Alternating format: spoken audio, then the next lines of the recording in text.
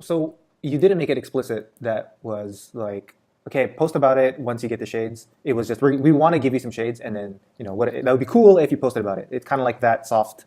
Templated for sure. I mean, it wasn't just like it was a free for all where we would just send out hundreds of glasses and not know where they went and Yeah. track them down. We were pretty careful on who we sent them to and making sure that we follow up with them and making sure that they do post about it and stuff like that. Like Hmm.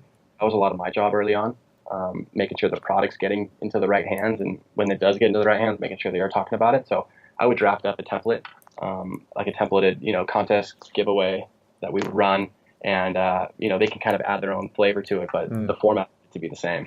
And we always knew that giving out free stuff was a huge carrot, and a lot of fans like that. So we use that as a way to say like, hey, you might have 200,000 followers, but we're willing to give out free pairs of shades, and we think your fans are going to love it. Here's why. You know what I Yeah. mean? And usually they would be like, hey, no, I want $1,000, and we're like, No. we don't have $1,000. Yeah.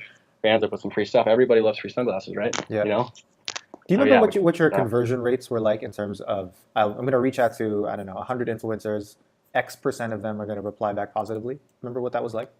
It was pretty high. It was pretty high. I mean, again, like this is something that was people liked the product, they liked the story. Like it wasn't a hard sell. As long as it was like people that were similar to us and sort of shared similar values. Hmm. It's like it was pairing it with the right people. I think it was probably the most important part.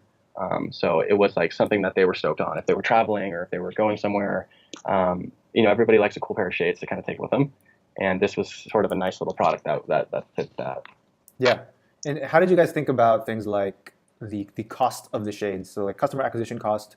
So at what point were you like, okay, maybe if I give away thousands of shades, that's too much. If I give away, how do you balance? For sure. I mean, it was kind of like we seeded them in the right ways. Like we did our vetting process. I would make sure like these people were either going to get us really good photos or like they were definitely going to post about it. There was a few here and there where you kind of like slip through the cracks, but you don't go after the biggest ones. I'll tell you that. Like you don't when you're starting out, don't go after the biggest fish because the biggest fish aren't going to care about it. You go after the micro influencers, the ones who have 10, 15, 20K. That might just be like, oh, this is cool. Like I can get into this. Don't get greedy right off the bat, and don't think you're going to hit a home run on day one because you're not. You need to kind of play your cards right and kind of, you know, reason with people and network with people and stuff like that. And that's what a lot of this was. It was very personable.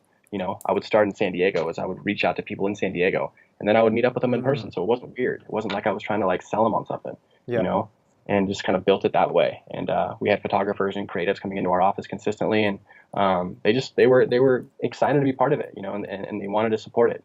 Not because they wanted, not because they wanted money, but because they genuinely liked the idea and they wanted to get behind it.